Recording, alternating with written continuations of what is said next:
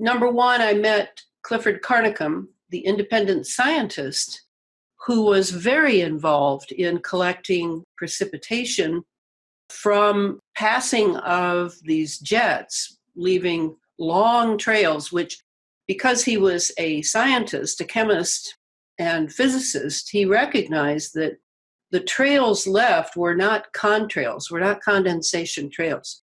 They had a chemical signature to them. So he began collecting precipitation in the mid-90s, doing all the things that scientific technique require. During that period, I met him. One of those life-changing moments where you say, oh, it's just a coincidence. Wow, this is amazing, this happened. Well, yeah, I met him and we started talking about what he was finding. I had a second major in undergrad college, which was biology. So I loved anything biological. That began my studies on an experiential level. We looked at my blood. We drew my blood and looked at it under a microscope. I actually saw the pathogens that he was discovering buried in what looked to be like fibers. They were sucking the iron out of my hemoglobin. We had about maybe just 2 or 3 dozen people that we were drawing blood from and looking at under the microscope. Our assumption was that whatever was coming from those jets was also biological. Meanwhile, across the United States in various places, people were seeing actual clots of erythrocytes, which is red blood cells, red blood cell tissue dropping from the sky and on their cars in the morning.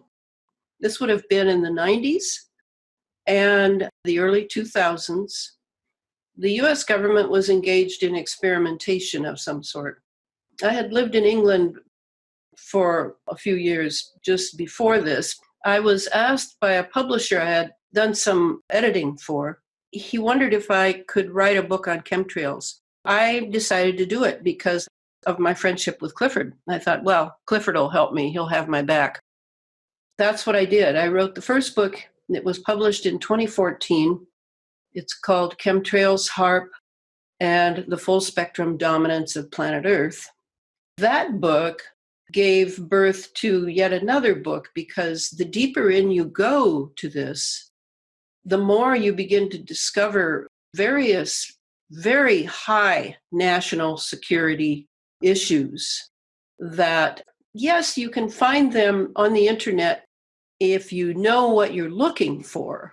But most people, of course, don't think about these things. And so what was surprising was that the military had really left a trail of breadcrumbs for somebody like me. It was in this paper and this conference and this footnote. It was just scattered all over. You had to be obsessive, which I am as a researcher, and you had to have a talent for research to know the difference between disinformation, misinformation, and information. I qualified for all of those because in grad school, I did my thesis on an historian named Collingwood, who was British, and he had a very unique technique by which he did history. His idea was, well, we all know that history is done by the winners, and therefore they're changing the real history. They're omitting some things. The historian can't just go from documentation. The historian has to go from patterns of what he called the third thing, that things might have been changed, and you have to be alert and aware of that and sort of begin to do an inductive technique instead of just deductive, where you're figuring out, oh, okay, so why would they have taken that out? And what did they take out? And what bearing does it have on the history of this particular subject? So that sort of thing. I had been well prepared by having studied this amazing man's technique of doing history. So I applied it to doing national security science that I was finding on the web. Once I got into the astrophysics, the plasma physics, And I had Clifford at my back to advise me and clarify things. And then I slowly drew a few other scientists who were maverick and had pretty much abandoned the Einsteinian, Newtonian physics and were exploring the electric universe, were exploring quantum physics. I had people to go to when I would get stuck on something that I really didn't know much about. That second book came out of the first book. The first book I call Meat and Potatoes. That's where you go to find out what the chemtrail program is, what it has to do with ionospheric heaters like the High Frequency Active Auroral Research Project, or HARP, up in Gakona, Alaska. I also broke down the major patent that shows why we were in the ionosphere, how we were going to control it. I proved all that. And I also had a chapter in there about what Clifford Carnicom was finding regarding the Morgellons, what is now known as Morgellons pathogen. It's a good meat and potatoes book. I prove that Fukushima was a HARP operation. I prove that Hurricane Katrina and Sandy were HARP operations. I explain how it's done, etc. So it's a good basic manual. But what happened, the second book, because of a guy who had worked on HARP and 250 or so other military installations for ionospheric heaters and radars and things, named Billy Hayes. He's called the HARP Man, and they're now trying to erase that from the web, I might add. They're trying to erase Billy's legacy because he's become so well known in this movement among people like me. Billy heard me on Coast to Coast Radio one night. I was explaining what I had in that first book, and he's the one who contacted me and said, "Great job on the first book, but let me tell you, there's a whole other thing that is coming out of it now, and it's way bigger." Billy began to coach me and tutor me on how to look for the things that I needed to look for in order to understand what was being formed. And that's how the second book, entitled Under an Ionized Sky, From Chemtrails to Space Fence Lockdown, that's how it was birthed. I did a lot of radio shows to start letting people know about this. It had to do immediately with the Wi-Fiing of the world, the wireless technology that they thrust upon us. The cell phones came out, and suddenly we're all just buried in an entire environment that has been weaponized through chemical means, and that would include the aluminum, barium, strontium, magnesium, chromium, all these things that are being dumped, along with nanotechnology sensors that are two-way radio frequency devices that are on a minute and nanoscale. 1 nano equals 1 billionth of a meter, just to give you an idea. How we're breathing all these in. We're breathing in other nanobots that are also computerized and also relaying information and receiving programming right inside our bodies because we're breathing it all in. The problem with the nano size compared to the micron size is that the nano size of this technology can easily penetrate the blood-brain barrier. So it's in our brain. It's in our brain, it's in our bodies, and nobody knows about it. So this was the huge aha I had. But I spent the book primarily laying out for people what the towers, what the cell towers are really doing, what fiber optic cable is really doing, and what radar installations are really up to. That book has been out since 2018. The final piece for me, for my job, was the synthetic biology piece. That's what I'm writing now. I'll be done and hopefully have it out by fall. It's just amazing to me that while I'm writing this, the entire world is locked down under the fear of a virus, which is a part of what I'm writing about. I'm writing about how we are moving from molecular biology to digital biology in the name of transhumanism, a very different cyborg-type human that is in the making, and how the whole medical industry is dedicated to it, whether they know it or not, how the entire pharmaceutical industry is dedicated to it, and they certainly know the secret space program that Catherine Austin Fitts talks about. All of this is completely evident to me now.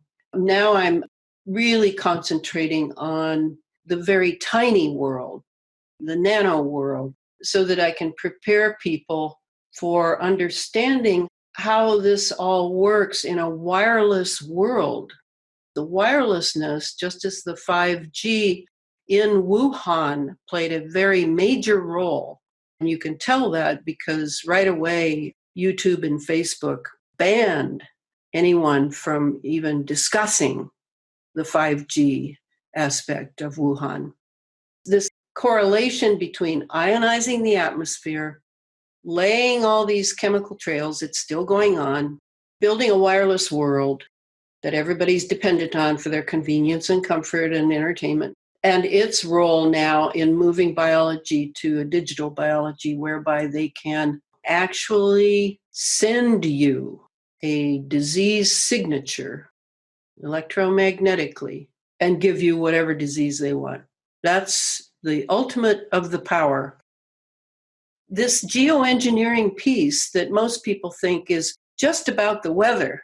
No, it's not just about the weather. That's the beginning to control the atmosphere. Absolutely. What comes out of it are 7 basic operations, and I'm going to read them now. We don't have to go into all of them, but I want to read them so you understand how it's so important to read. I wish I could say books like mine, but unfortunately, my book, The Under an Ionized Sky, is the only book that exists at this point, to my knowledge, that penetrates chemically and through nanotechnology into the real deep parts of this geoengineering program. So the other 6 components besides weather engineering are chemical electromagnetic, those 2 go together, planetary geophysical, those 2 go together, directed energy, that's a weapon system, surveillance neural weapons, those 2 go together, digital biology, nanotechnology, and transhumanism, those 3 go together. And finally, the cloaking and obscuration of exotic propulsion craft, plus detection of exotic plasma life forms. All of these 7 operational categories are what the secret space program, as Catherine Austin Fitts has called it, is all about. Last, I remember her saying that at first it was that $21 trillion was missing from the American budget. But now I believe it's up to $60 trillion that has been discovered through really looking through the books and holding departments accountable. So at least $60 trillion of American taxpayer money. That's not even counting the black budget of human trafficking, drug operations that the CIA has been dedicated to for the entire time of its existence. That's not counting any of that. So this program of full spectrum dominance over planet Earth is definitely the biggest elephant in the living room, along with quite a few other elephants that are interconnected, like vaccines. Vaccines are connected to this. GMO foods are connected to this. Every program that someone is willing to spend all their time trying to defeat, such as electromagnetic frequency, 5G, the Internet of Things, they're all connected to the geoengineering piece. We have had geoengineering programs for 2 decades. Our skies have been loaded with these chemical trails for over 2 decades so far. Many of the illnesses, that's what's enriched the coffers of the medical industry, all the so-called new autoimmune conditions, chronic fatigue, the rise of autism and Alzheimer's, multiple sclerosis, you name it. All of that is connected to these programs that the military-industrial intelligence complex, and I should add banking to that as well, but Gosh, it's already long enough. All of that is certainly tied in with the banking industry that is the real crux of anything that you've heard about the Illuminati, the global elites, the Satanists, whatever you want to call the cadre of influences that are involved in this takeover of planet Earth and the human being. They're all engaged around this absolute necessity of full spectrum dominance over the planet. This has to be done in order to go further into space exploration, in order to possibly even think of an empire that could exist beyond the planet, all the way to the solar system and then the galaxy. We are not the people sitting in the living room with trillionaires, people who have been born into families that have dedicated everything for generations to the day when there would come a full spectrum dominance over planet Earth and the human being, and particularly the human soul. That's why this piece, it has to be seen for what it is, not just in part over here on the edge. Oh yeah, there's some weather engineering going on. No, this is much, much larger and is very, very well funded, extremely well funded. I mean, it's like Christmas every day for these programs.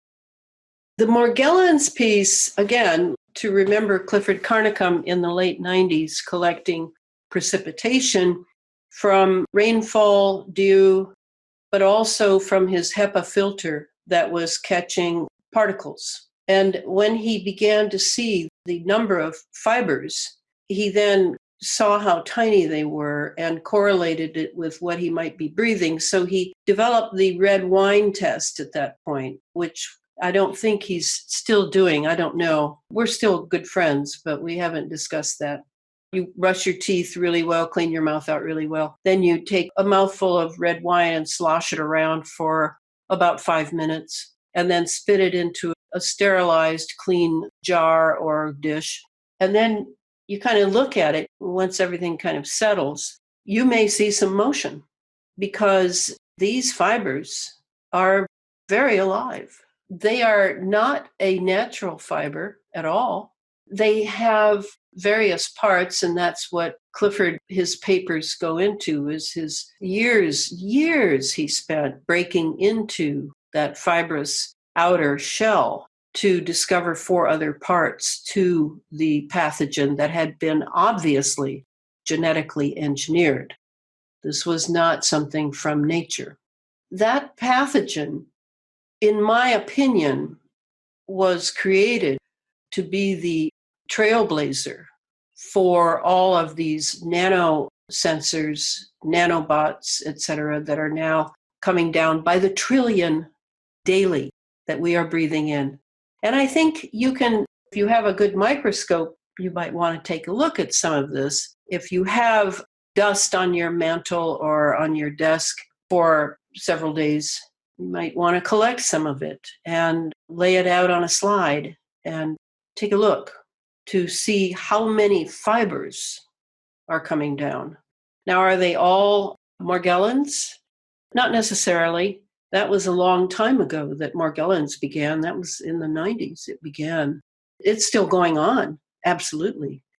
I'm sure that there are many other experimental pathogens that have been, at least in part, genetically engineered that are coming down and we're breathing in as well. So when the Morgellons goes in, because again, it's on a nanoscale, it can be categorized as a nanoparticle because that's its size. A nano is 1/1000th of a meter.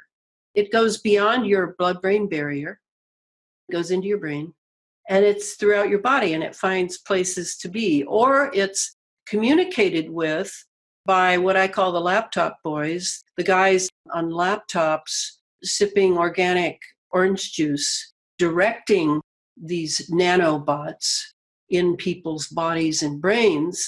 It might be directed to a particular organ or a particular place in the body. or it might be allowed to lie dormant, which I think is the condition of most of us at this point. I'm not sure that if they wire the Earth for 5G along with the Elon Musk satellites, I'm not sure that they'll remain dormant if at some point someone chooses to activate them in particular geographic areas, particular ethnic groups, particular gender groups, however it works. But one thing I know, it's highly organized. The people who have the Morgellons outbreaks that are really awful looking sores, look a little bit like staph, but messier. And then they have those fibers coming out of them in basically 3 colors. I can't remember. I think it's black, white, and red.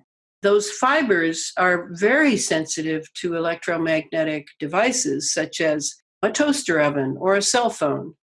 They'll go nuts if you can see them, if they're sticking their heads out of your body.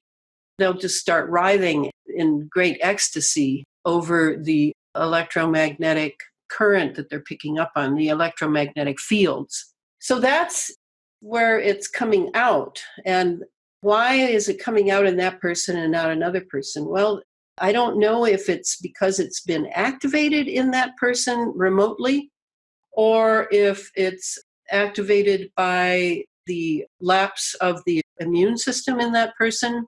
I don't know. I don't know that answer yet.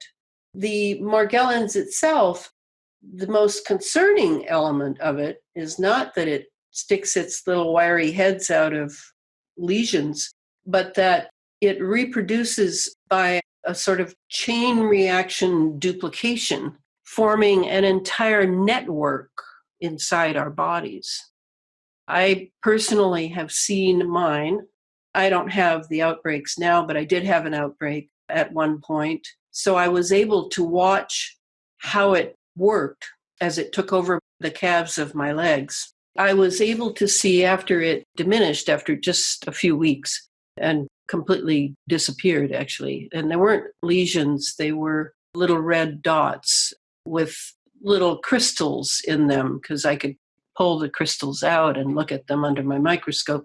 The crystals themselves were conductive. And then we all know I've breathed in aluminum, barium, strontium, etc. on a nano scale, just like everyone else has. And those are all highly conductive as well.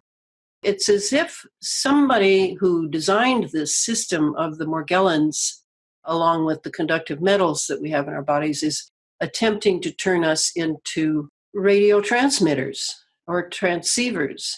That would be my guess as to what is going on. And then they have the option to remotely trigger certain people and not other people. That would be something I would vote for as well. Eventually, when my outbreak ended, under my skin, I could see a network right through my skin.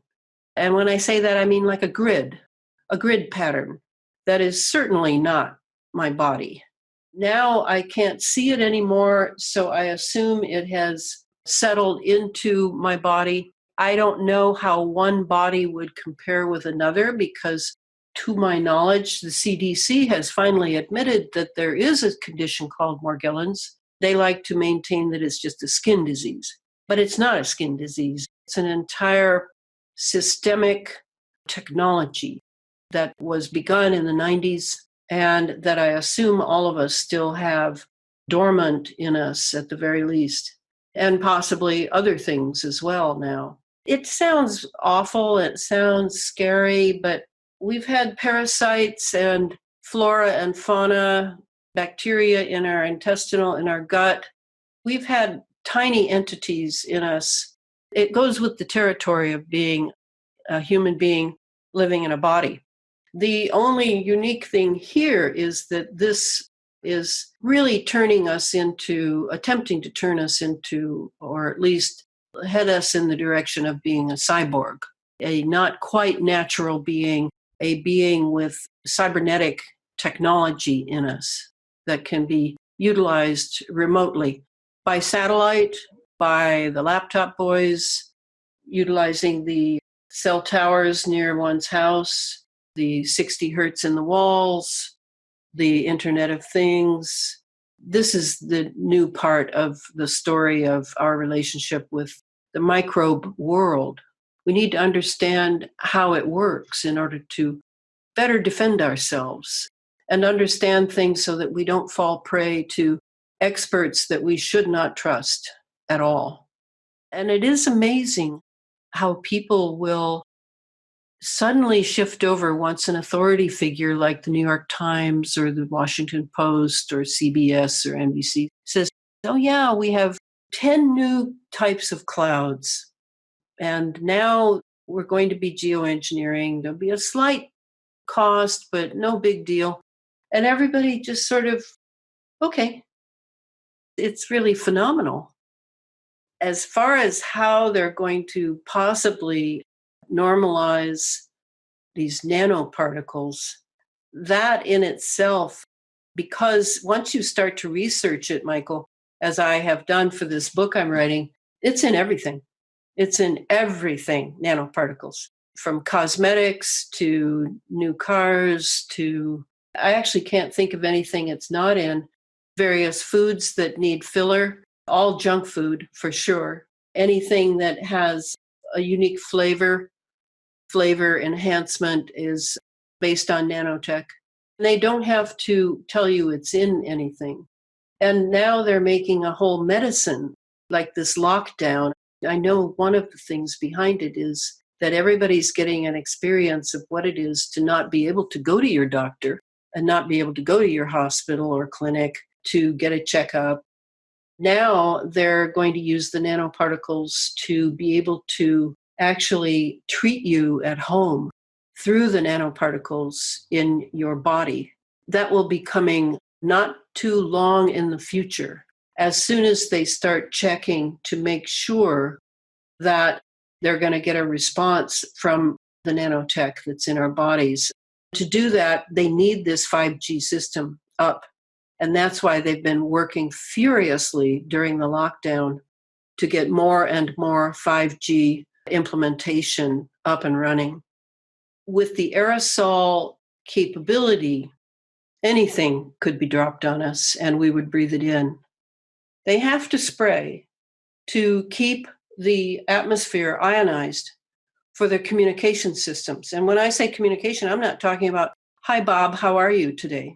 No, I'm talking about the ability to use wireless technology to transfer things via digital technology. And yes, you can do that with corona. You can do it with any virus or bacteria you have that has a signature, a particular unique signature. You can transfer it. That's true. That's not what's going on now. No, it would not look like this if it were the deadly, militarily, the coronavirus 19, as I understand it, that was possibly made at a weapons lab. No, that's not going on. But what is going on is there's still spraying, but it is pretty much, from my vantage point, and I follow behavior a lot, weather behavior, it's just business as usual to keep up the ionization of the atmosphere. That has to be there for all of the wireless operations they have in the making. Besides the test kits, which are dangerous, and as we're learning, absolutely unconclusive, there is the possibility that the vaccination is what they really want us to take. Obviously, they're not thinking they're going to corral all of us into hospitals to take it. And obviously, they're not going to have the brown shirts and the Stasi at our doors forcing us with needles. That's not going to happen. They can transfer things digitally now. That was my first thought when they wanted everybody to stay home. Either they don't have the proper tracking devices, and I don't own a cell phone. I'm absolutely opposed to them. They're a weapon system. I don't need to have one of those. I use a landline when I need to use a phone, and I have my computer, which is already compromising enough. My first thought was, wow, so they want us home, so they know where we are. Are they going to zap us with the virus? Are they going to zap us with the vaccine? Could be either, were my initial thoughts several weeks ago. I've decided about the virus, but I haven't decided about the vaccine. It's very possible it's already in us. I don't know. And I'm waiting to see. The books are available on Amazon, or you can contact the publisher directly at Feral House. To contact me, I have a website that my webmistress keeps going called elanafreeland.com. And then I'm writing the third book, and I'll be done by fall, I hope. And it'll be out this year.